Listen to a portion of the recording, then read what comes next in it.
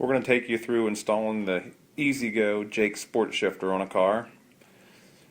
Once you get your materials out of the box in your hardware kit, there are 8 snap clips, just like these. You want to install 4 of them to your outer case with the snap ring down, and you must snap it into place on the hole.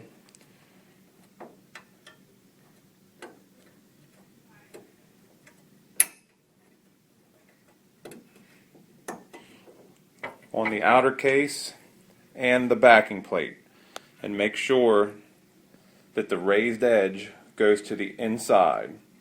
There's 4 on each. Okay, what we want to do now is we want to make sure the car is in neutral, which is between forward and reverse. Once you find neutral and you can roll the car and it moves freely, use a Phillips head screwdriver to remove the stock screw that's holding the shifter to the car. You want to save the screw for reinstallation of the sport shifter.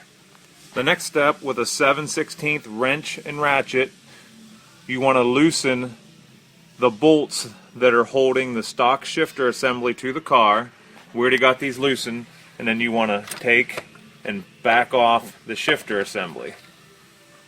Now you want to center the middle hole with the stock shifter hole and use a level to make sure that your shifter is level and square, and then use a Sharpie to mark the 4 mounting holes. Top left is the inside hole,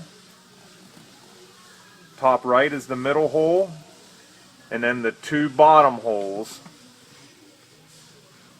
need marked, and we're going to drill these out with a 1/4-inch drill bit. Using a 1/4-inch drill bit, we're going to drill through the holes we just marked. Make sure you don't come in contact with any wires in the back side, and if your car has the rubber foam, you just want to pull that down a little bit to give you some room to work. Drill through all 4 holes. Using the supplied 1/4x1 bolts, washers, and lock nuts, you want to install the shifter plate to the car in the holes that you just drilled, washers on the back side. Now that we have the back plate securely installed to the car, we want to reinstall the stock forward and reverse lever and securely tighten it to the car. Now you want to install the direction selector to the male end of the shifter knob, like shown, and then securely install it to the car using the stock screw that was on the shifter handle.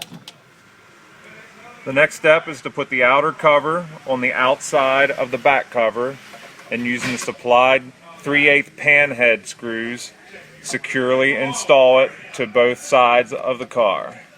Take your stock plate cover, slide it into place, and with the 5/8 pan head screws, securely install to the car to all 4 holes.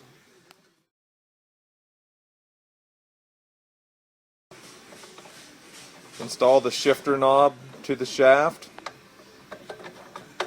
and the installation is done. If your shifter does not go into forward and reverse after you have it installed, we're going to show you the Heim end that is installed on the shifter selector. It has an adjustment. You loosen the jam nut, and you can thread the Heim in or out to get more throw or less throw, which will help you get the correct shifter linkage. Then you tighten it up. Make sure you retighten your jam nut when done.